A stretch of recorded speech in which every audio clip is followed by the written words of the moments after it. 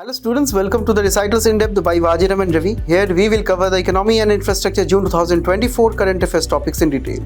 The broader themes which we are going to cover today are as follows: Indian agriculture, money and banking, public finance, investment and infrastructure, and finally we'll be concluding with social development.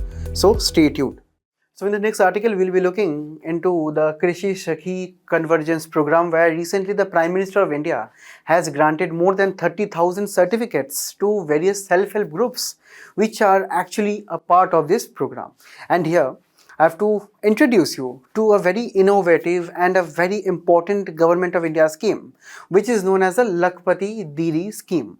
And in this scheme, the main aspect of, say, the promotion of women empowerment, financial inclusion and inclusive growth is culminating in the broader government objective of transforming Indian women who are employed in the self-help groups, that various self-help groups across the nation, and converting them into Lakpati Didis.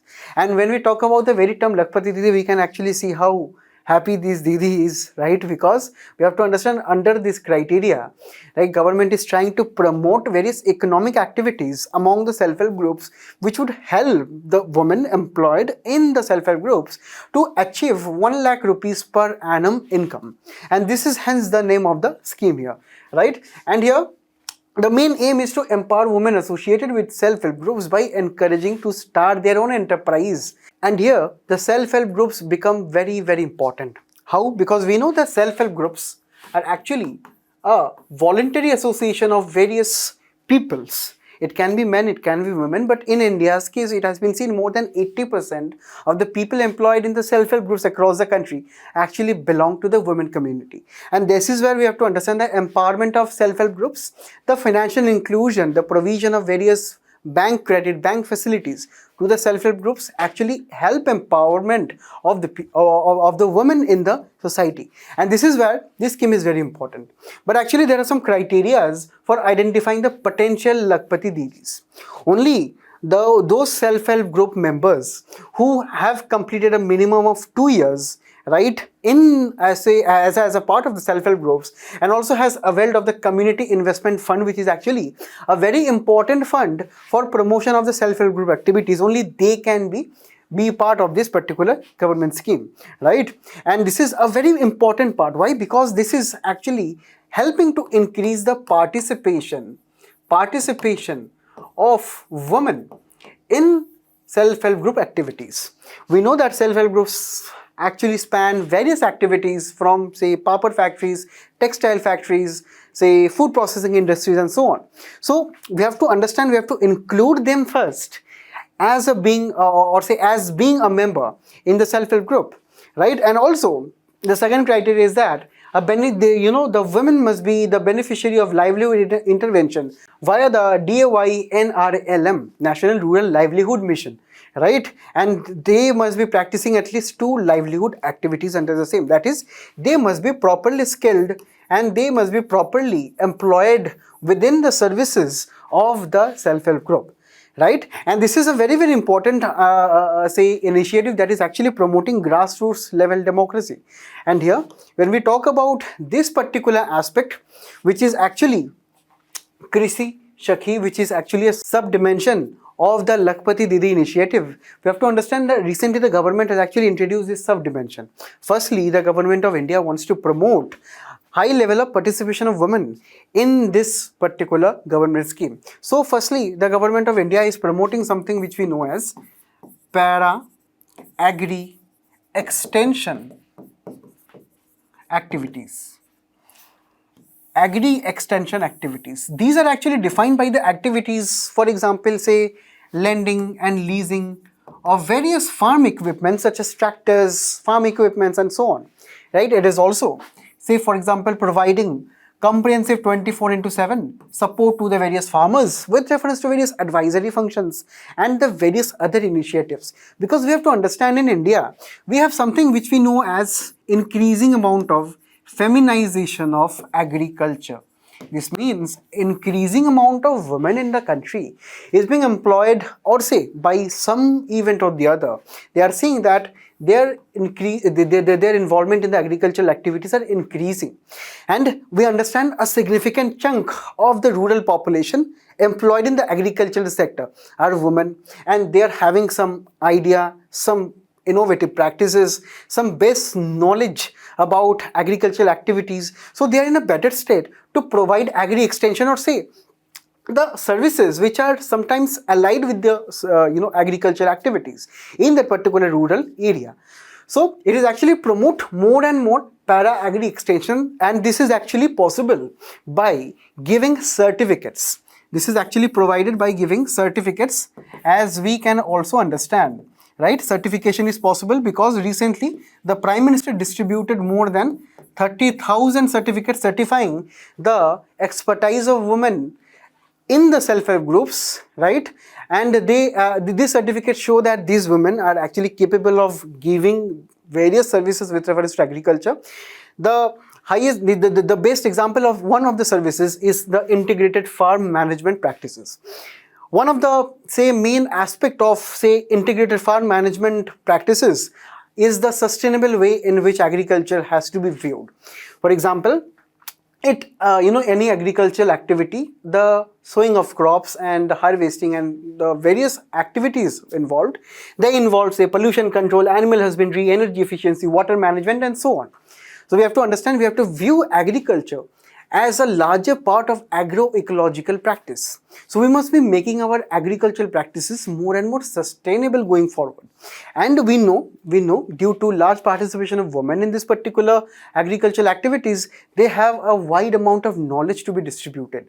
So this is one aspect that the government of India is promoting sustainability in the Indian agricultural sector. And this is actually possible with the help of women. And this is one of the component. Apart from this, the various other aspects of this program is to promote various amounts of infrastructural facilities by actually helping women, rural women become skilled in various practices such as effective seed management and construction of more and more seed banks, right, where best seed varieties and best amount of and proper seed culture would be promoted. And it is also looking into the infrastructure related to livestock management, like livestock management, where apart from the conventional growing of crops and so on, we can actually try to also integrate agriculture with livestock. So this is where this Krishi Sakhi is becoming very, very important in our, say, GS3 syllabus, because we have the very term known as agri extension services, and we can actually include such examples, include such skills, include such government programs which will be aiding to substantiate our own viewpoints and our own points in the mains answers, right? So here, this is a very, very important initiative. So that is why we must be also trying to understand a particular related to that, and please let me know the answer in the comment below. Okay, now in the next article we'll be looking into the e-Shram portal, because recently the government of India via the Ministry of Labour showcased the successes and the various features of the e-Shram portal at the International Labour Conference. It was the 112th meeting of the same, and the successes and the various achievements have been shown in the same. And here we have to look into the various details and the various basics of the e-Shram portal. Now see, when we talk about this portal, it is actually a very kind of a unique and unified portal where you will be greeted, right, with this kind of a website. For example, imagine any individual who is looking for a job. Now this individual has to get a certification of the various skills and the qualifications, right? Otherwise, how would an employee generally know about the various demands of the industries and so on, and also how the various employers will be knowing which of the employees are the best suited for their own industries. So this is why this website is very simple. It is actually asking the various job aspirants, if you're looking for a job, if you're looking for skilling initiative, if you want to become a part of apprentice, right, or if you are enrolling for pension, if you are, say, getting certification with digital skills training, or various other government schemes. So this is an unified portal which is actually giving you this lot of services. Along with the same, it is also giving you a kind of a e-Shram card or a job card, which actually almost look like an Aadhaar card almost, right? And here only we have understood the categories of unorganized workers that can be covered. And the main objective of this e-Shram portal is actually to promote the inclusion of the unorganized sector and making it, right, or formalizing it, or making it more and more formal and compliant with the various social security measures and the schemes and policies of the government. So construction workers, migrant workers, gig and platform workers, street vendors, domestic worker, agriculture worker and other unorganized workers are covered under this portal. And we understand that I told you that this is actually about any person who is interested in a job and enrolling within the same. But we have to understand that mere enrolling and say getting a job out of this is not the only benefit that the various workers, as we can see here, the categories are given, they will be getting. Apart from this, there are actually many benefits which are possible through the e-Shram portal, and this is where the International Labour Organization also appreciated India's e-Shram portal. We have to understand that there are many benefits. Firstly, the e-Shram cards will be registered and be disbursed to the various workers, potential workers, right, who register on the portal.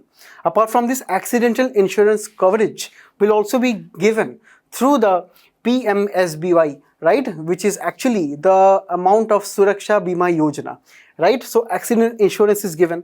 2 lakh rupees in cases of accidental death and permanent disability is also given.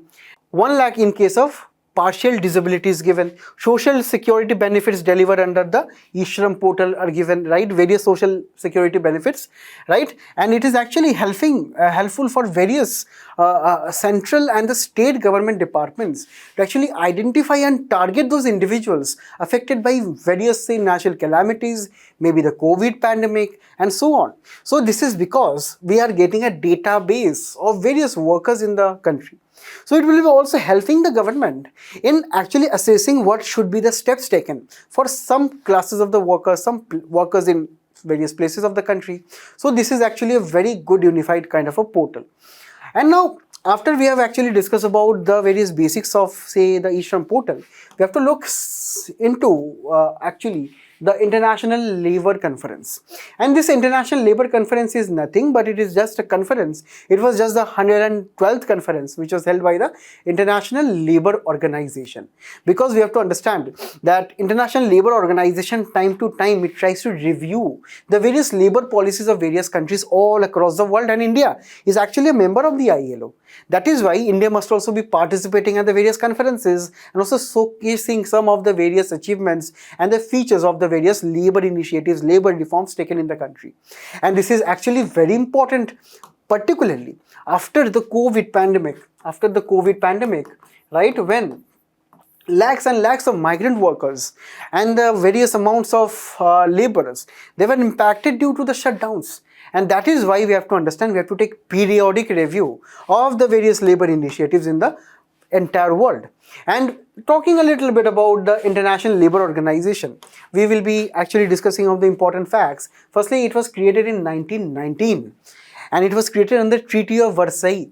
Now, in the comment section, you let me know what Treaty of Versailles is actually famous for, or if you can give me a brief description of what is it, right? And it is so important that it actually ended the World War I, right? And in 1946, ILO became a specialized member of the United Nations, and it is the first and the oldest specialized agency of the United Nations. Apart from this, ILO also won a Nobel Prize in 1969. It is very important for your prelims examination, and also we have to understand it is always striving to promote sustainable and a good amount of labour reforms across the nation, across the world. And with this, another MCQ for you all, right, about the e-Shram portal and the various features of the same, a very easy one. Please do let me know the answer of the same in the comments below. Now in the next one, we will be looking recently that Ministry of Finance has granted the Authorized Economic Operator Program to the gem and jewelry sector in the country. And we have to understand this is a very important program of the Ministry of Finance, right?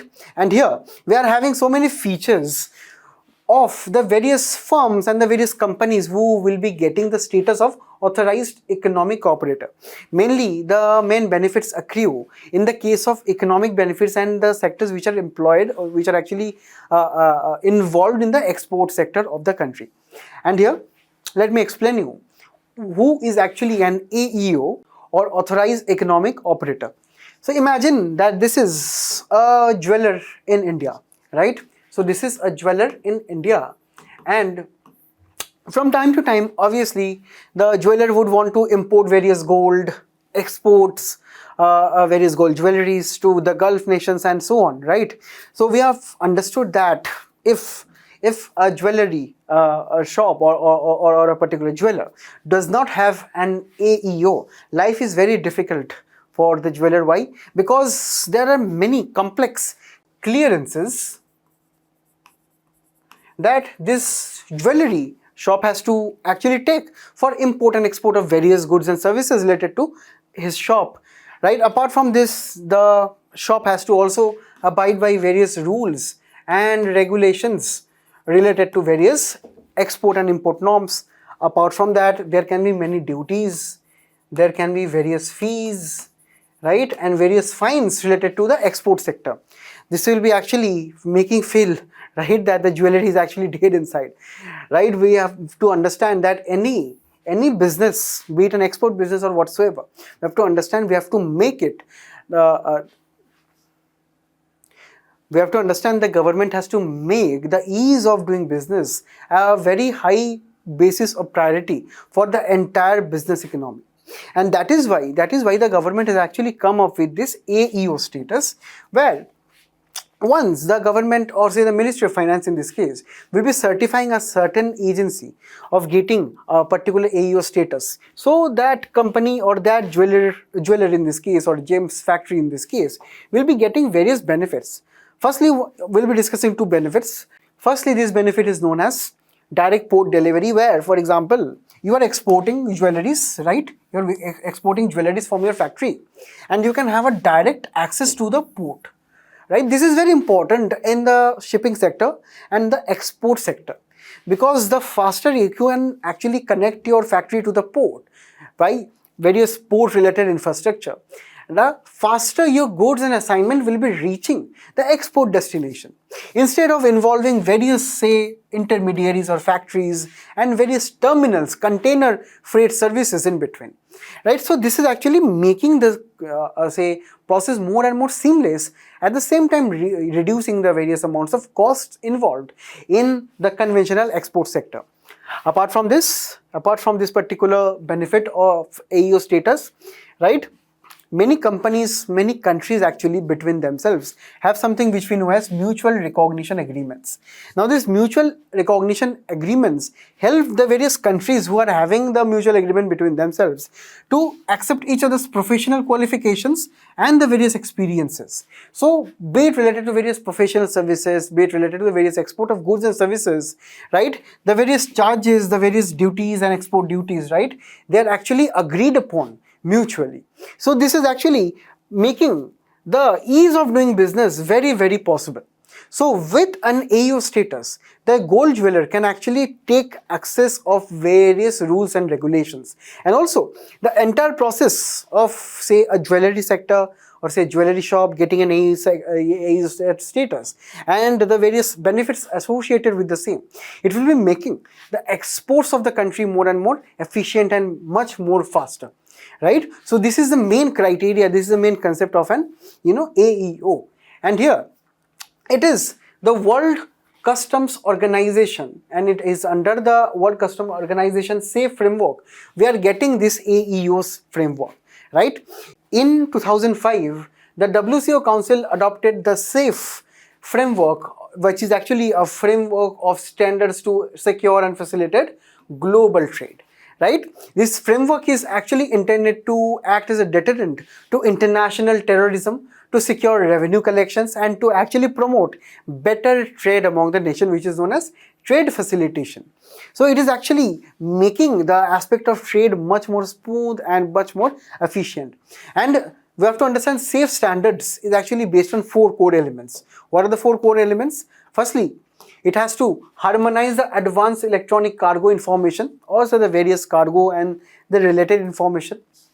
Secondly, each country that joins SAFE commits to employing a particular amount of risk management approach. So there can be various security challenges in the various export of goods and services. This SAFE framework is also addressing them. At the request of the customs administration of the particular country, the customs administration or the countries from which the imports are coming, right? So they will be performing an outbound inspection of high risk containers and ships. So security aspect is well maintained. And finally, the SAFE framework is also having various definitions which will be, say, the customs will be providing to the business that meet minimal supply chain security standards and also be promoting best practices in this industry. Now with this, I have another MCQ for you all. Please let me know the answer of the same in the comments below. Recently, Coal India Limited has awarded 23 of its unused coal mines to the private sector in return for 4% revenue sharing of the revenues which the private sector will be getting from the underused mines. That 4% of the revenues must be given to the Coal India Limited. And here, briefly, we will be discussing the coal sector of the country. And we understand right now, there are many coal mines with various PSUs, right, which are actually underutilized, right? And we have to understand that right now in India, there is a surge of energy demand because as of May 2023 and also 2024, we understood that during the summer months in the North India and also around the entire parts of the country, there is a rising amount of power demand between the various sectors of the country. And this is why we have to understand whatever resources we have to exploit it, we have to use it to actually fuel power and also distribute energy to the various sections of the population. And that is why it has been understood that the domestic coal production has always fell below the coal demand of the country. That is the demand for electricity, demand for energy sustained from the coal energy. So that is why we have to understand Government of India is actually taking many steps over a period of time, such as liberalizing FDI norms in the coal sector, such as signing more and more exploration initiatives to explore various coal reserves in the country, such as easing the various licenses and rules and regulation related to the coal sector, such as liberalizing various environmental concerns with reference to the various provisions related to the thermal power plant of the country. So it has been seen that over a period of time that Government of India is actually taking steps to improve the supply chain of coal in the country. And why? Because we have to understand out of the total installed power capacity, right? We understand the out of this entire circle, this entire region, this entire circle is actually the power, the total installed coal capacity. So we understand India still now is having a huge amount of dependence on the coal sector of the country, right? And also we can understand that around 27 gigawatt worth of thermal power plants are in the pipeline, that is they are being still constructed, right? And also around 14.6 gigawatt worth of say coal based thermal power plant will be completed in financial year 2024, right? Because India is actually seeing a huge amount of coal, and this is why this move by the Coal India Limited was also engineered. And if we can look, right, if we can look across the years of 2020, 21, 22, the coal production in the country has always fallen short in the with reference to the coal consumption of the country, right? If I can actually zoom and show you, right, we can understand across 20, 21, 22, the coal production has always fallen short with reference to the coal consumption and the coal demand. Also by 2025, it is very important for your mains, please note it down, that the coal consumption demand will be reaching, right? And this will be actually more higher than the coal production. And that is why right now we have to understand that we actually have a huge number of coal import dependence on various nations such as Australia, right, and various other nations. So we understand that over a period of time, maybe the reliance of India on the various coal exporting nations, it would be increasing, and that is why we should be increasing our domestic coal production gradually. So the main solution here, the Coal India Limited, has actually come up with the solution of a revenue sharing framework.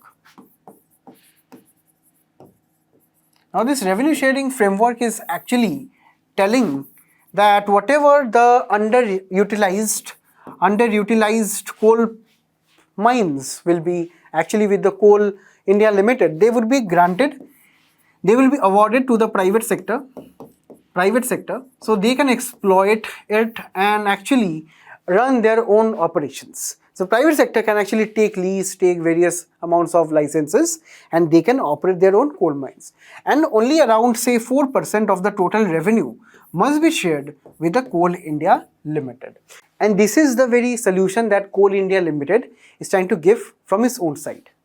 And for this, the Coal India has to be in various legal contracts, legal agreements with the private sector.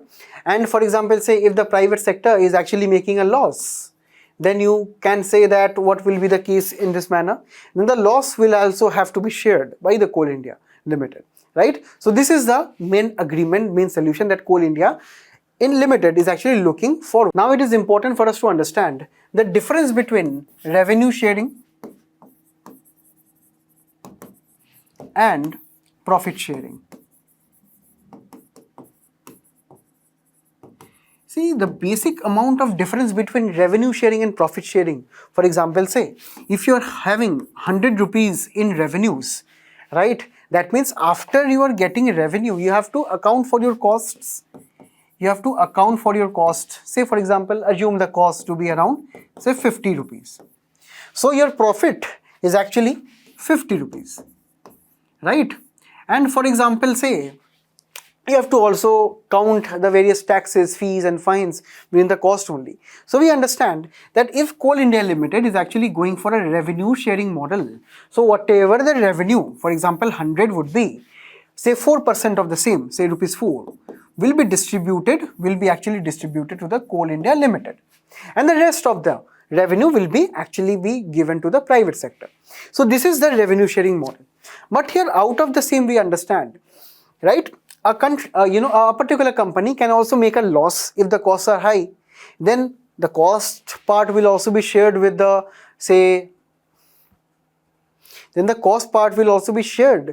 Coal India Limited, right? But if it is a profit sharing model, then only if the company is making profit, a portion of the profit will be actually be going to the various stakeholders. In this case, it will be going to the private company and the shareholders, right? So this is what we have to understand, the main difference between revenue sharing and profit sharing is, right? And based on this, we can actually understand that revenue sharing model is actually better for those kind of sectors in which maybe there can be a probability of loss. And if there is a probability of a loss, the loss can be actually be shared with the government of India. If it is actually agreeing to a revenue sharing contract agreement here, as we have seen in the case of Coal India Limited.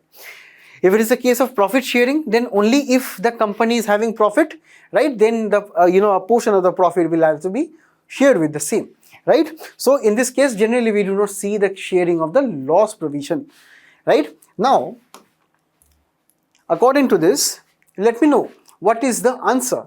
What is the answer to this particular question in the comment section below. Students, recently the SEBI has proposed overseas investment for the Indian mutual funds. This means right now the SEBI is actually interested in letting the Indian mutual funds invest in the overseas securities, bonds and the various financial instruments. Firstly, we must be actually understanding at the very beginning with very basics. What is a mutual fund? See, we can understand that if we have a particular saving of 100 rupees, we can deposit in our bank account, right? We can deposit our bank account, the current account, saving account and so on. But we know that the banks offer generally very low rate of interest, right? For example, say the interest rate is around 4%. But there are many ways of actually saving your money, right? In a form, for example, say if you expect to get 4% from your bank account, you are generally investing your money, right? Other forms of investing can be, for example, say buying a stock of a particular company, right? You can buy a particular stock of a company and you know that the stock markets give you higher amount of returns than the bank account, right? For example, the stocks on an average basis in a year is giving a particular stock, ABC, is giving you 8%. Obviously, we know that you will be ready to invest in the stocks. But you know that stocks are very uncertain, right? A company can actually grow, a company can actually shut down anytime on the basis of the performance of this particular stock. So that is why there is a middle path. There is a middle path where there are various mutual funds. There are various mutual funds which are operated by expert financial professionals who have high amount of expertise in managing money of the people, right? That is investments given by the people. And they themselves try to invest in stocks, in bonds, in various government securities, right? In various, say, physical commodities such as gold, right? And so on. So what we understand is that mutual funds actually takes people's money, right? And there is a particular fund manager, right? A fund manager is also there, who is actually a very good expert of the financial world. And this fund manager will be managing your money. And whatever money, for example, say there are 10 people who are willing to invest in the mutual funds. And this particular person will be creating a company. Generally, we know that company's name as an asset management company because it manages the people's assets. And if there are 10 people and they're each contributing say around 100 rupees, right? The assets under management, right? The AUM of the mutual fund comes to be around rupees 1000. So 1000 rupees will be taken by the expert here, and the expert will be investing in various securities, giving you a decent amount of returns. A decent amount of returns, for example, can be, almost like a stock, or almost say in the middle of banks and the return from the stock markets, right? So it is actually understood that in the case of mutual funds, right, whoever is actually investing in the mutual funds, their returns are actually safe. The money is actually kind of safe, apart from say if they would have in comparison, right, to if they would have invested in the stock markets directly, right? So because we have the expertise, because we have so many people's funds, right, and because we have a diversity of the various asset classes such as government securities, stocks and bonds and so on, right? So this is in essence, the basic detail that you need to know about mutual funds for UPSC. And here we can understand through various data and various graphs that recently, over a period of time, right, in India, people are actually diversifying their investments.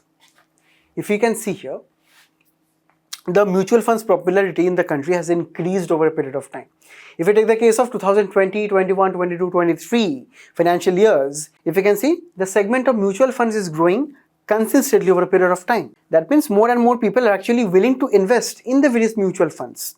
Apart from this, people are actually kind of investing in direct equity in the stock markets, but if you can see, more and more people are actually investing in the mutual funds rather than directly invested in the market, because directly investing in the stock markets requires high amount of technical expertise.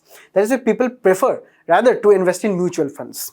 There are also other investment opportunities which Indians are also looking forward to, such as LIC funds, small saving funds including the provident funds, bank deposits. A huge chunk of people are actually investing in the bank deposits, right? So there are many ways of investing money, and we can see in the financial sector, apart from the life insurance funds, mutual funds are becoming increasingly popular.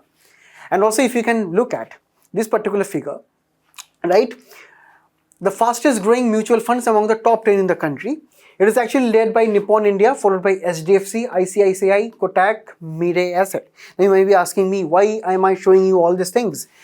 Are you actually, am I actually promoting some of the mutual fund companies here? No, because in the 1990s, UPSC asked a question on which is actually the largest mutual funds based on their assets under management.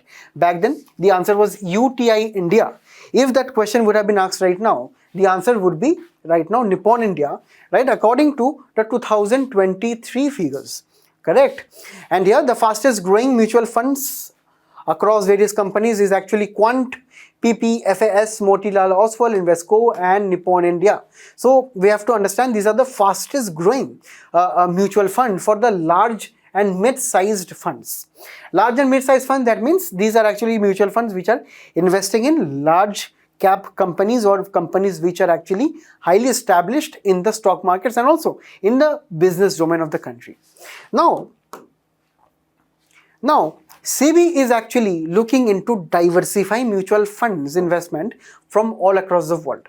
And from this we can understand that SEBI has proposed a framework of allowing foreign investments from the various mutual funds of the country. That means any mutual fund of the country right now is, say, in consideration to be allowed to invest up to 20% of their total assets in foreign companies, in foreign securities, in foreign bonds and so on. Right? So it is actually seen as a liberalization moment for the mutual fund market in the in the country. And as we see that India's mutual fund industry is nearly twice the size of Pakistan's GDP. According to various news reports, according to Financial Express, right, the AUM, assets under management, of Indian mutual fund industry has grown to around 59 lakh crore at the end of June 2024. So we understand that the mutual fund industry in India is actually very huge. So it is actually conceptualized by SEBI that if we can actually try to liberalize, the Indian mutual funds, to actually allow them to invest abroad. So this is the main intention here. But we understand that investing abroad will be coming with their own sets of risks, because we find that there is huge amount of volatility, right, in the world markets. But potentially we have seen issues of, say, global financial crises. We also see various conflicts, wars which take place. And we understand that a part of the volatility can also flow into the Indian mutual fund or, say, Indian overall financial sector. And this is why we cannot, we have to understand, we cannot fully allow any mutual fund company in India that is in domestic territory to actually invest abroad. This is why so far, right now till, right, we do not have any provisions in the country by SEBI to allow domestic mutual fund companies or, various asset management companies to actually allow in the foreign stock markets and the foreign government markets and so on. There is a particular cap right now, and that is what SEBI is right now thinking of lifting the same. And as we have seen, this is one of the risks of volatility in the international market, right? And also we have to understand the second kind of risks can be with reference to the various amount of, say, corruption charges, right? Or for example, say, management issues of the mutual funds. As we have recently seen, there is a very prominent, say, asset management company in India known as Quant. So there have been many allegations on this company, Quant, which actually has many mutual fund products, that they have involved in short selling, they have involved in insider trading and the various stock price manipulation. Now, if we open the mutual funds, we will be open the mutual fund to be, or say liberalize to invest abroad. We will be also letting in the corrupt management practices or, say, various corrupt practices in the stock markets abroad to come into India, and also, say, this can disrupt the entire financial system of the country. So this is why we have to understand, we have to take a calibrated approach, right? So firstly, Nevertheless, of the risk, we must be also trying to liberalize the sector. Acha. The second purpose is actually to let the mutual fund industry diversify, right? For example, Indian mutual fund industry is right now invested in, say, Tata, invested in, say, Aditya Birla Group and so on. But let them also invest in Google. Let them also invest in the American government bonds, or say the UK government bonds, and the various companies all around the world. So we can also help the companies in India, right, or say the people who are investing in the mutual funds in India to get a taste of the overall international financial market. So this is where the diversification is also very important, because of the various risks involved in the Indian stock markets too. So this is where the SEBI is also thinking of diversification in this particular manner, right? And we have to also understand that there are many international stock markets and various indices which are including the Indian financial instruments in their own mutual funds. So it is actually to learn from the best practices that actually this is a welcome step from the various other financial companies, from the various other financial, foreign mutual fund practice, right? So we can try to also emulate the best practices of the other countries too. And here we have to understand some of the important instances, or say some of the proposals in this particular direction. So firstly, SEBI has proposed that if Indian mutual fund companies are allowed to invest in foreign securities abroad, they can invest a maximum of 20% of their overall assets in the foreign financial assets, right? Maximum of 20%, not more than that, because of the various risks I highlighted. If any particular company, a mutual fund company, is actually investing more than 20%, then the company should be giving reasons as to why they did, and also reduce that amount to 20% or below within 6 months of time, right? So proper explanation and proper restructuring will be needed on the company's part. Second, if the particular companies are actually willing to allow Indian mutual funds to invest abroad, then there would be proper experienced fund managers with professional experience to deal with this kind of investments abroad, because obviously there are huge amount of money of the public involved, right? And that is why the SEBI must be looking into the effective management of the various funds of the people under the mutual fund. That is why there must be experienced fund managers that should be looking into the same, right? And also whatever the investments the fund managers will be making in the various, say, international financial sector, they should be anonymous.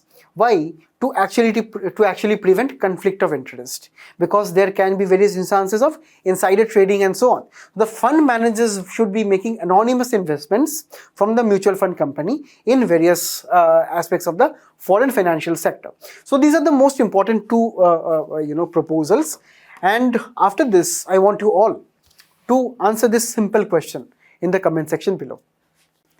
Recently, RBI has transferred huge amount of gold from the UK back to India, and this is a very significant news in the recent times.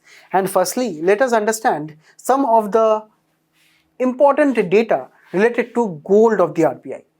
Now see, when we talk about the holding of RBI's gold, we understand according to recent data, right, in April 2024, right, RBI has a total corpus of around 827.7 tons of gold holdings, right? And the share of gold in the total foreign exchange reserve increased from 7.7% in December 23 to 8.7% in April 2024. So RBI, as we can see, is showing an increasing trend of holding gold, holding physical gold, right? So this is a very, very important trend, as we can see according to recent figures.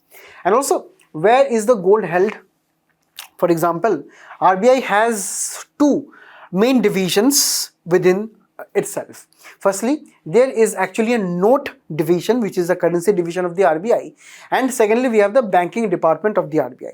The note say department of the RBI is having 308 tons of say gold, and the banking department is having around 514 tons of gold. And within the 514 tons of gold, it is here some portion of the gold in the banking department, some portion of it is actually held abroad. That is around 413 tons gold which is held abroad.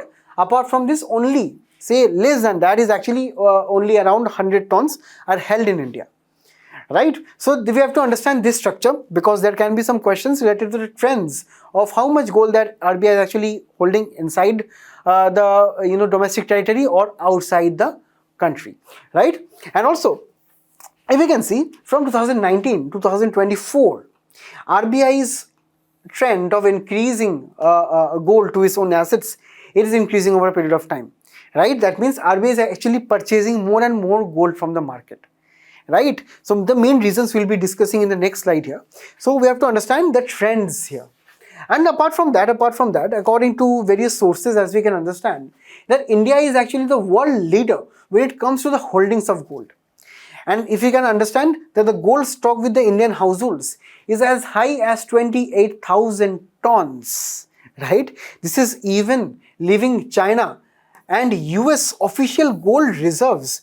Right? So we can understand, if we can even combine these two, we can only match India's gold holding with the households itself. We're not even including the RBI here, right? So we can understand that individuals in India, they have this kind of a mindset of holding to gold, because gold is from age and ages, it is always considered as a safe asset.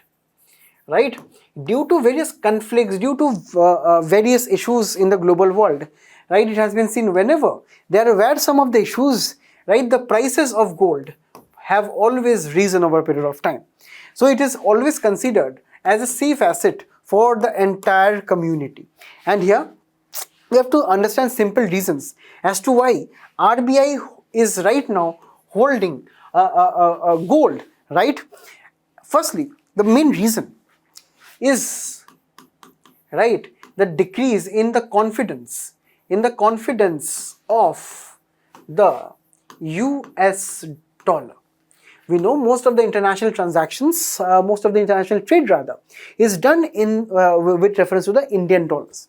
But it has been seen that over a period of time, particularly after Russia-Ukraine crisis, the confidence of the US dollar is decreasing. Second, gold is actually a safe asset, as we have discussed. So RBI also believes that for various reasons, is considered as a safe option, right? Gold also helps in risk management of the RBI with reference to various rupee dollar fluctuations, with reference to various currency issues. So it helps the RBI to have more gold and manage better risks, right? Also, gold is giving the RBI a hedge against inflation, right? Gold is also allowing the RBI to fight inflation and also keep the value of Indian rupee's purchasing power remain kind of constant, right? And also we have to understand that gold is used in international trade in the various amount of say trade of goods and services. And when we talk about RBI, it helps the easy trade and easy conversion of currencies and the various aspects of foreign trade and all aspects related to RBI, right? So it helps to maintain liquidity and stability in the international arena. And when we talk about that, why RBI actually storing gold overseas, it can be due to many reasons. Firstly, we have to understand it is actually a common practice. It is actually a very common practice for the RBI to hold gold at Bank of England, right, and also at the Bank of International Settlements at the Switzerland. So it is a fine common practice, right? Also, we understand that the foreign banks give a high amount of security. security, right, of gold abroad. So the convenience of storing gold abroad is firstly due to security. Acha.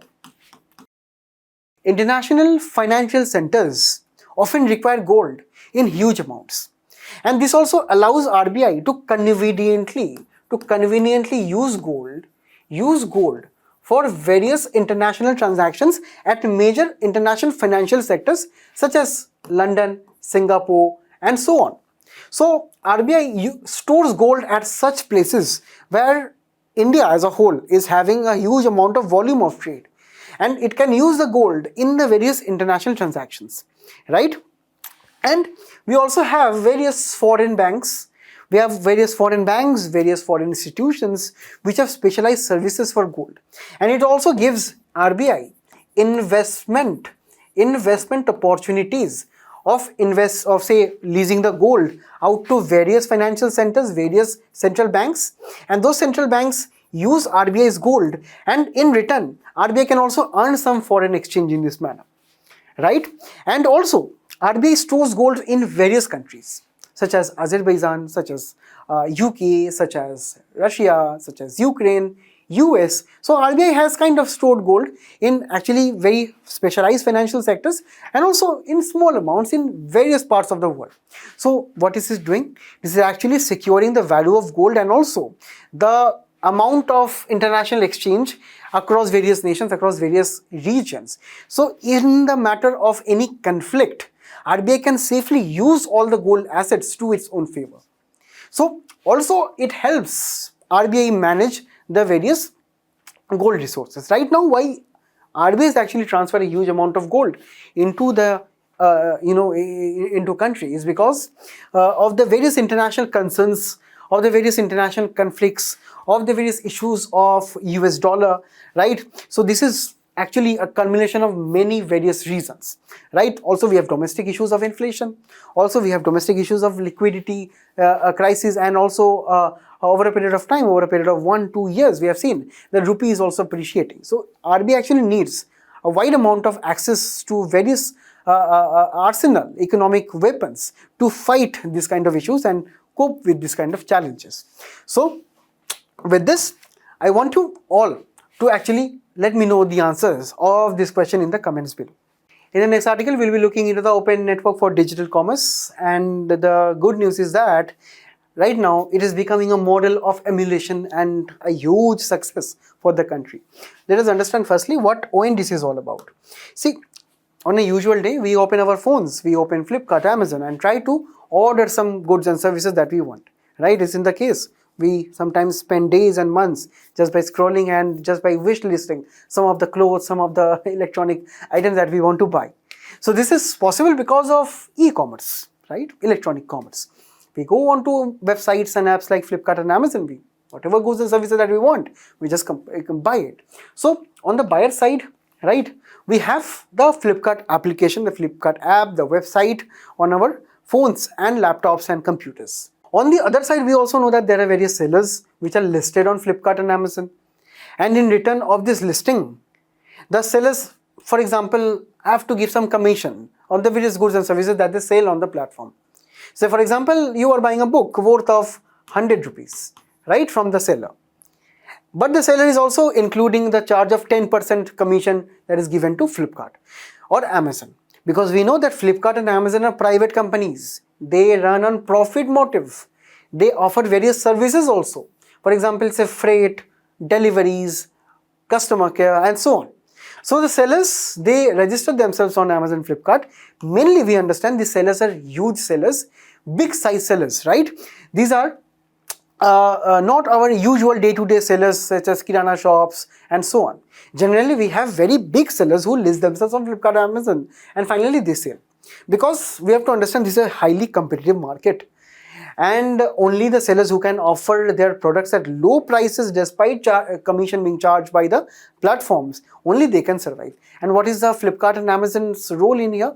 Are they producing the items and so on? No, they are not producing items, they are just giving a platform. And only people who can actually give them a good amount of commission, then only they can survive on the platform. And at the face of it, you can only tell that this is highly undemocratic, and also this is very exploitative in this manner. So that is why the DPIIT under the Ministry of Commerce, it has come up with a very innovative approach. This is the ONDC, which is actually an initiative which is led by the private sector, but it is a non-for-profit entity. We understand that there are various services provided by Amazon and Flipkart. For example, we have the payment service, we have the delivery service, which are totally operated by them only, right? Which actually makes the sellers and buyers very seamless. This is actually what we know as closed loop model, because we cannot actually know what is the payment architecture, what is the software architecture, what is the algorithm of Flipkart and Amazon and so on. But we right now have a very democratic network right now, which is the open network, open model of e-commerce. Now the same things are here on the basis of the buyers and the sellers, but there are some differences in the seller side. Now the sellers can be supermarkets or big sellers. It can be kirana stores, it can be retailers, it can be logistic providers such as delivery services and so on. It can be some other service providers also. It can be also say food stores, restaurants and various electronic items. Anything can be sold, right? Whoever so is listed as a seller. And the buyers are here. And what is this here? This is actually the ONDC network. What is the network here? All the applications, all the payment gateways, right? We have the various apps related to seller side, for example, the delivery services and say the transportation, mobility, logistic, warehouses, the payment platforms, the proper amount of card networks, everything is within this particular network. So what was earlier a proprietary thing, that was actually a private sector's entity. Everything is controlled by the private sector. Right now, everything is open and anyone can access. If you go to Paytm, Ola, you can actually see an ONDC counter where you can actually get all the services that Flipkart, Amazon are doing, or say Swiggy or Zomato are providing, that is available on this platform. And it is highly democratic because anyone can list their products, list their shops, list their retailer centers, and they can sell the goods and services to the various buyers.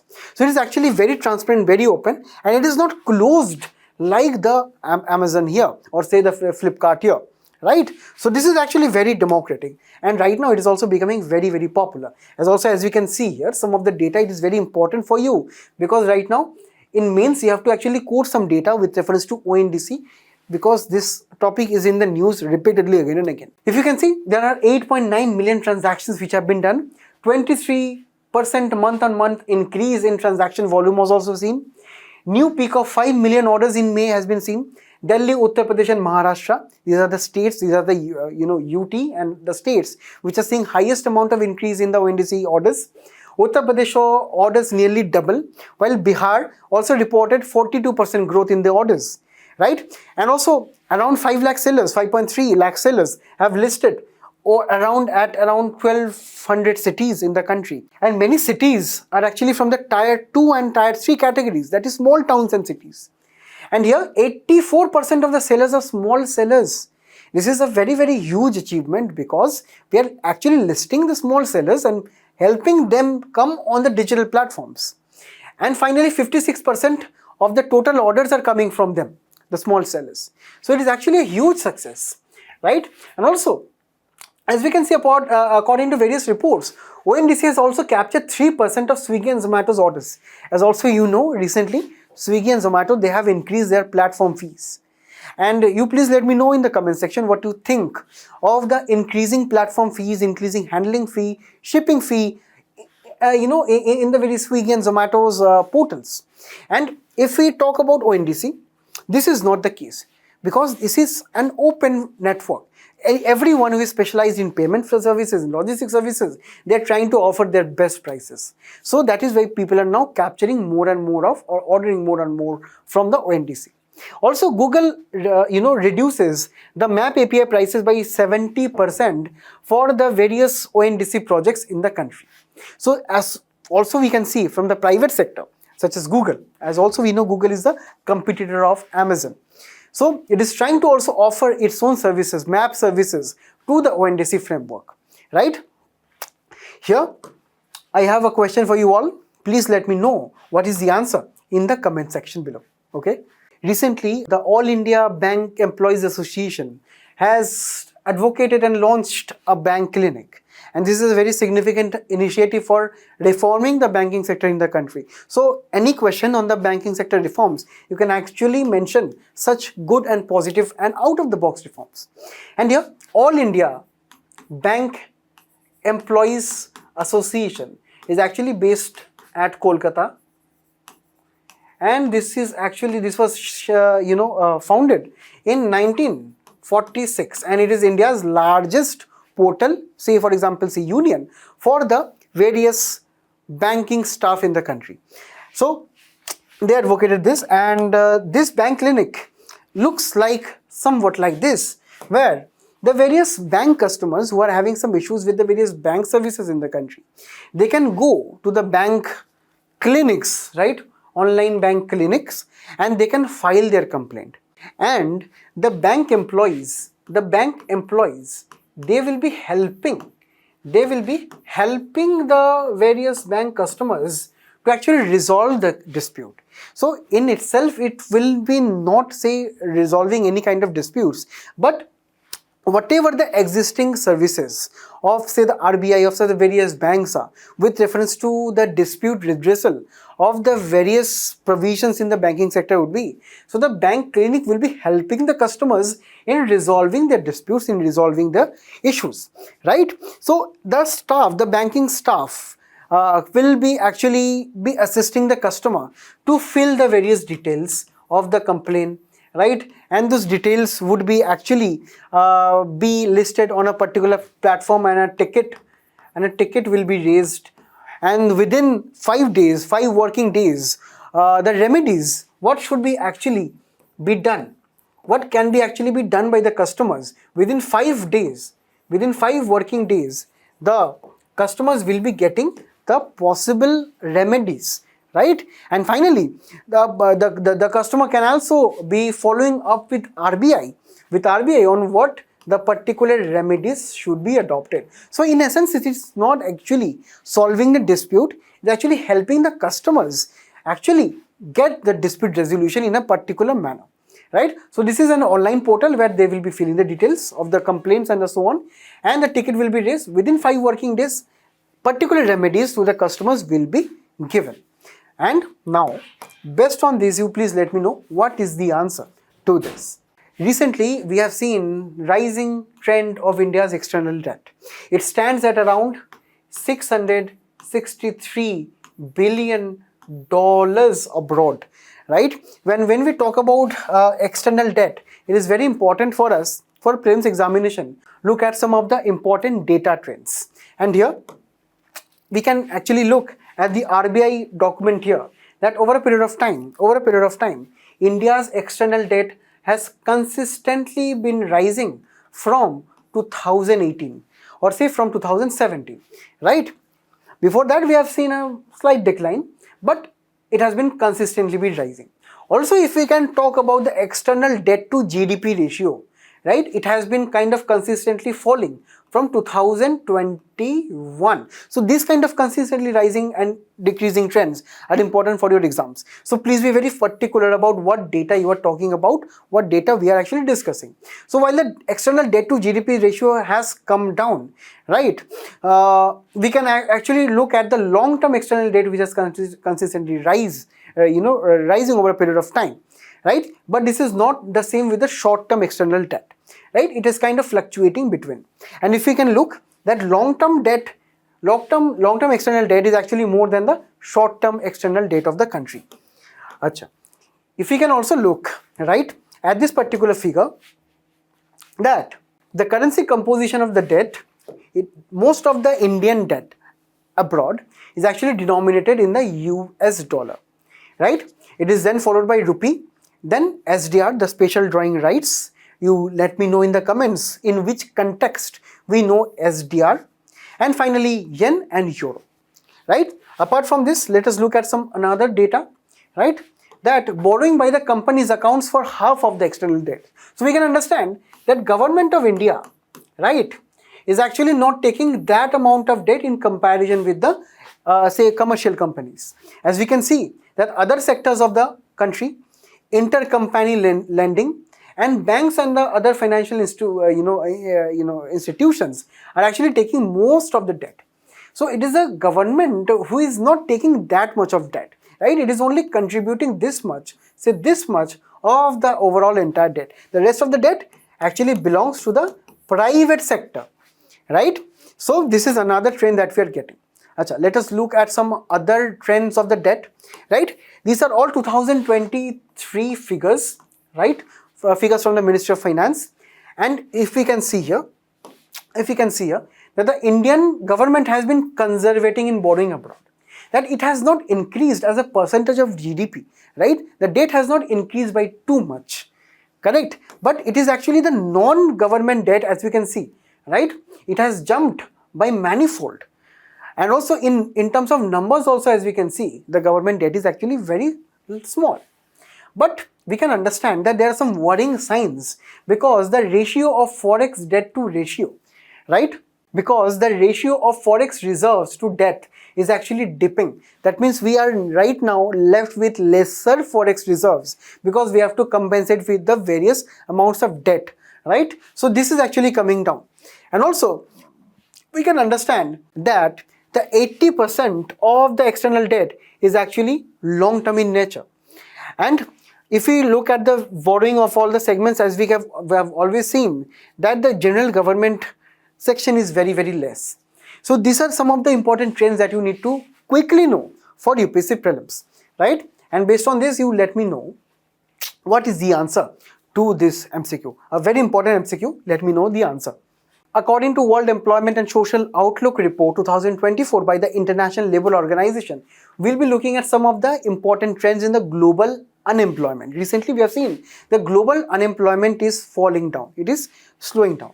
And here, when we look at this report, the World Employment and Social Outlook by ILO, firstly, we find that the global GDP growth is slowing down to 2.6% in 2024. And this is actually continuing post-pandemic slowdown, right? If you can see that the world from 2015 to 2019, the world average GDP was somewhere around 3%, right? It is now slowing down, as we can see, right? In 2024, it has slowed down to 2.6%. Now, there are various reasons for this. There are various reasons as to why the global GDP is slowing in the post-pandemic slowdown. Firstly, the first reason is attributed to the pandemic itself,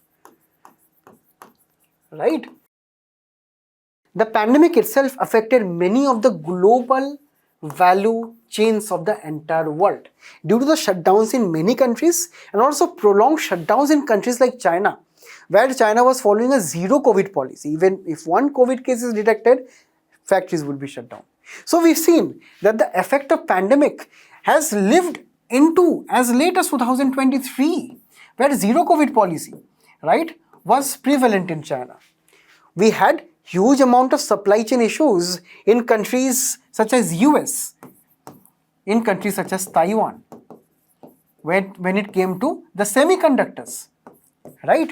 We also have various issues from the pandemic, such as the impact on the overall unemployment scenario, correct? The second reason is the nature of various conflicts all around the world. We have Russia-Ukraine crisis, we have the Gulf issues and so on. So the nature of the conflicts is also impacting the global trade, especially the trade of crude oil and the various essential commodities.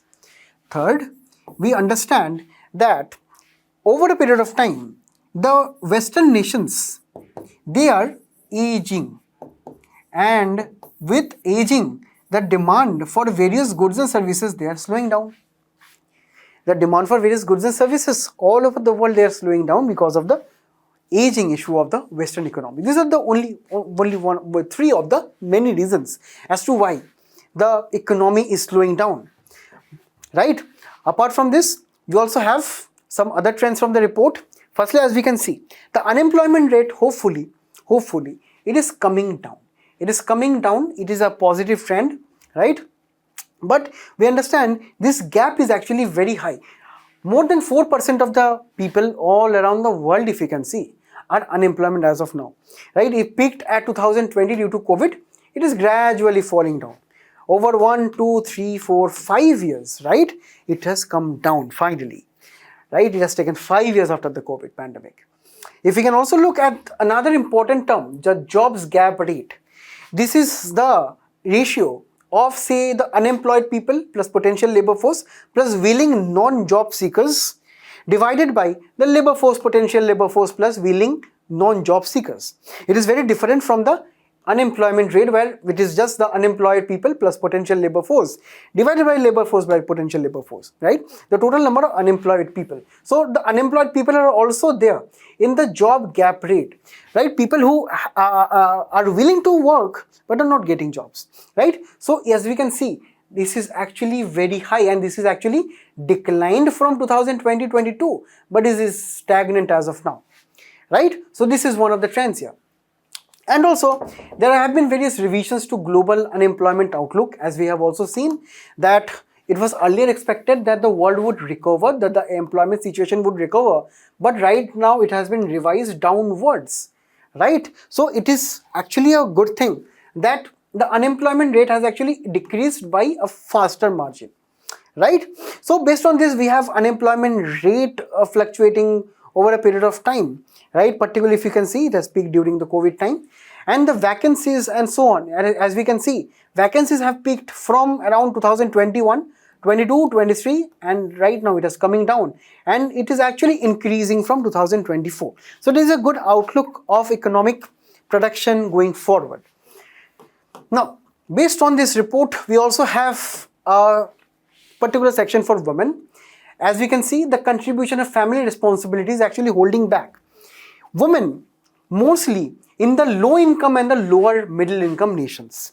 In the high income nations, we do not have that high percentage of women being held back from the family responsibilities. So this is actually showing that dimension, sub-dimension within labor, that women are actually lagging behind due to various socio-economic conditions, right? And also ratio of employed women to employed men's labor income, as we can see, right? High income countries have actually 72 or almost 73% of women earning equally that of men. In low and lower middle income nations, as we can see, the proportion is very high. That means there is a gender divide, gender gap when it comes to incomes compared to the male population, according to this report. You can use these reports in your answers, with justifying and solidifying your answers. When we look at the condition in India, right, according to Indian Employment Report by ILO, right, we find that in India, right, we have various classes of self-employed, regular and casual laborers. We can also find the same in the PLFS, right, survey, the recent PLFS survey of 2022-23. According to this, we find that we have more number of self-employed people, right, followed by casual laborers, and at last the formal sector employees or regular wage workers. This is also reflected by the Indian Employment Report, right? Apart from this, we can also see the share of employed educated youths, right, which are actually having participation in the total unemployed people. So we have a high amount of educated youths unemployed, say around 54% who are educated up to secondary level, and at all levels we have 88% from 2000, right? And right now we have around 82% at all level and 65% at secondary level or secondary education level. That means that in India, while this decrease from 2020 to 2022, 20 years, it has not been too much. And we can see in 2000, only 54% of the youth up to secondary level were unemployed. It has increased to 65% right now, right? Also, the share of unemployed educated youth at the secondary in the total unemployed persons level, as we can see, right, it is actually increasing on the basis of their schooling, say elementary, secondary and higher secondary level. If it is possible, I can zoom for you all to actually look into the data in more detail here.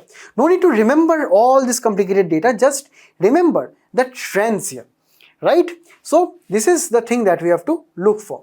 Also, when we look at the rural and urban annual employment rate here, right, we say that people in urban areas are actually unemployed more in comparison to the rural areas, and this has been kind of same across all the years from 2017 to 23, in all the years where the PLF has actually released the reports. So these are some of the trends that you need to look at. Now, this question for you all to let me know in the comments below. Recently, the government of India has conceptualized Vadhavan Port, a greenfield port, right, located in the state of Maharashtra. So, Vadhavan Port is located near Dahanu in Palghar district of Maharashtra, is the chosen site for all-weather deep water mega port. As we can see, this is artist's impression. This is actually not here.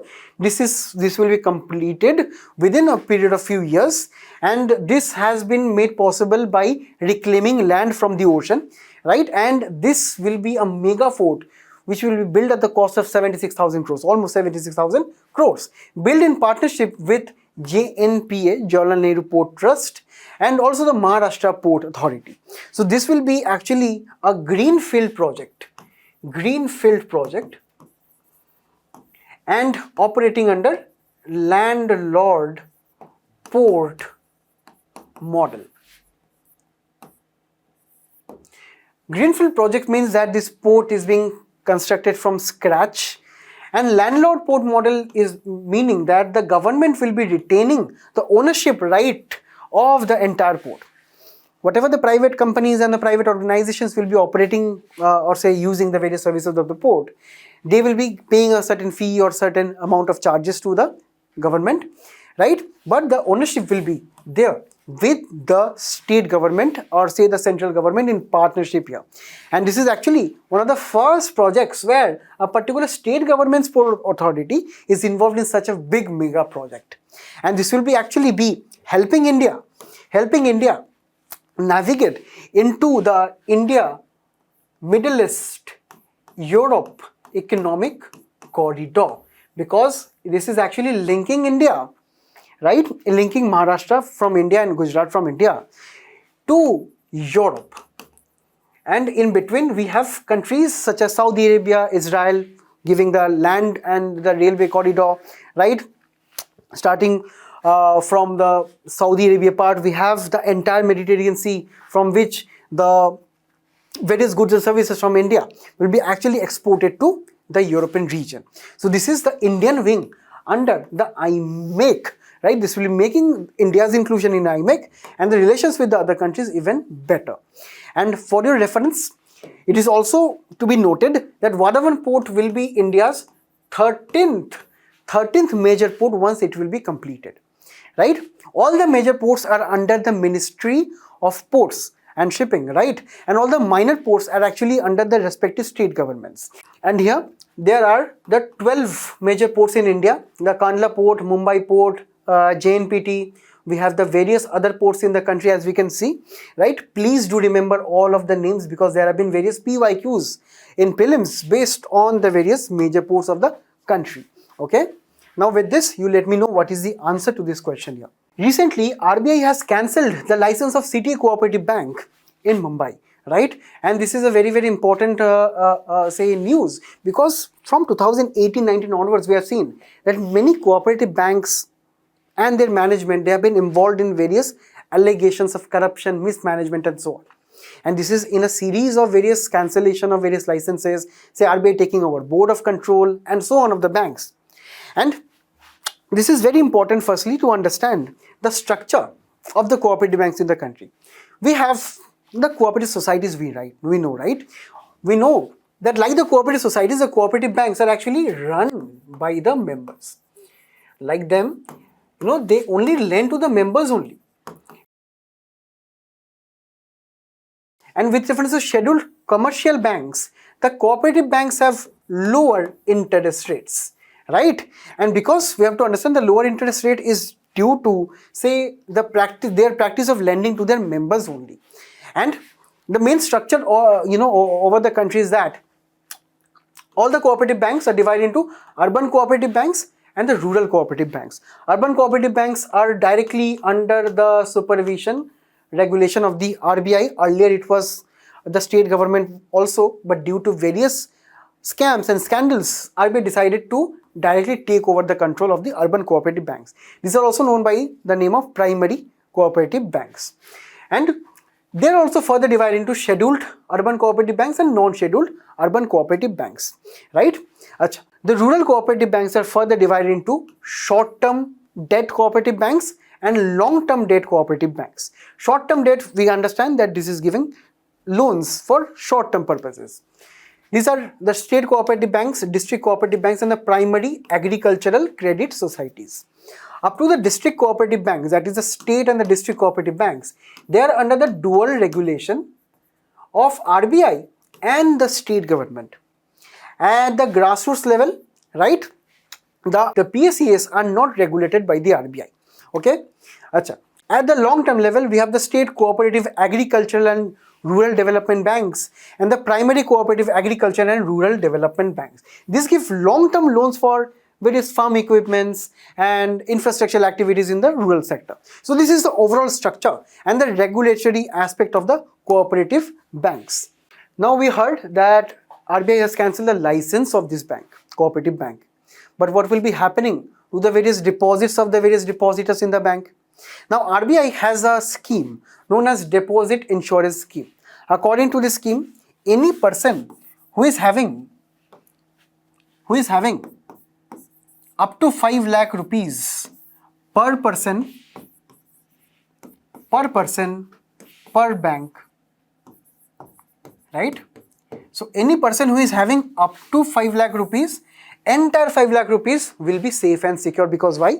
Because in event of any bank failure, of any bank mismanagement, bank closure, RBI will be themselves be giving a deposit insurance, a safety for your deposits per person per bank account. That means if a person is having 5 accounts in a bank, so 5 accounts will be getting 1 lakh, 1 lakh, 1 lakh, 1 lakh and 1 lakh rupees. But if that same person is having another bank account with another bank, so that person will be getting 5 lakh rupees insurance in one bank account, 5 lakh insurance in another bank account. So it is actually per person per say bank, right?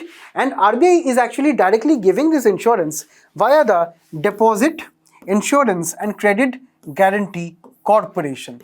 This is actually via an act of the Parliament. This is also a wholly owned subsidiary of RBI. So RBI itself directly is giving this deposit insurance to the people. In this case also, RBI will be giving the insurance to the people of this particular bank. Now if we move on to discuss about the significance and issues of the cooperative banks, we have discussed that cooperative banks actually give loans to their members. So it helps in financial inclusion of some of the societies where the credit is low. So it includes the people, includes the members. It also gives, very low interest loans to the members. So it actually helps promote more and more entrepreneurship. It also leads to regional development because the cooperative banks can be single state, right, or multi-state. We have also seen that the cooperative banks lend to various say rural sector, right? NABARD has also various significance with reference to the functioning of the cooperative banks. So the significance is that it also leads to regional development. But the issues, as we can see, right, with reference to management, with reference to corruption charges, right, with reference to political affiliations, right, with reference to various cash crunch, or say not following the regulations of the RBI, there are various issues plaguing the same. And that is why in 2018-19, right, after the failure of the Punjab Maharashtra Cooperative Bank, after the failure of various cooperative banks in the country, RBI actually took over the control of urban cooperative banks and brought it directly under its own regulation. So briefly, these are the significance and issues of the cooperative bank, and I want all of you to solve this PYQ, the final PYQ for you all. And I hope that the 2 sessions that we have conducted so far has been enriching, and I hope that you all have been watching the same alongside reading the recitals also. So I hope you all the best. We'll be meeting again in the next month. Please do revise the current affairs, and please do let me know how you feel of the entire series, and also about the various questions. Do not forget to answer them on your own. Keep the questions with yourself, keep the concepts with yourselves, and do not forget to have fun in the learning process, right? So have a good day to you all of my future officers, right? Thank you.